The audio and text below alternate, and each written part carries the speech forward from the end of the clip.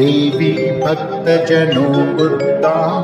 भक्तानन्दोदयम्बिके रूपं देहि जयं देहि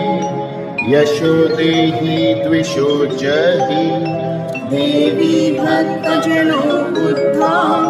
दत्तानन्दोदयम्बिके रूपं देहि जयं देहि यशो देहि द्विषो जहि भार्या मनोरमा देहि मनोव्रता अनुसारिणी रूपं देहि जयं देहि यशो देहि द्विषो जहि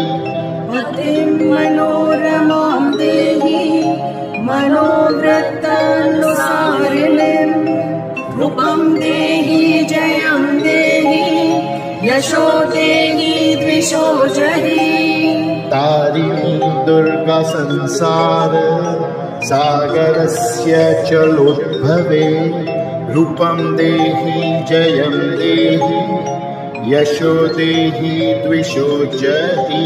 तारिणीं दुर्गा संसार सागरस्य चलोद्भवे रूपं देहि जयं देहि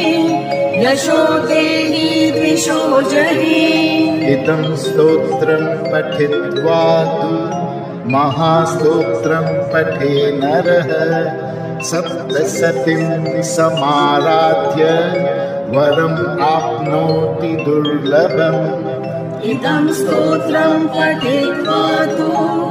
महास्तोत्रं पठे नरः सप्तशतीं समाराध्य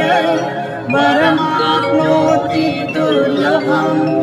इति अर्गला स्तोत्रं सम्पूर्णम्। ॐ शान्ति शान्ति शान्तिः।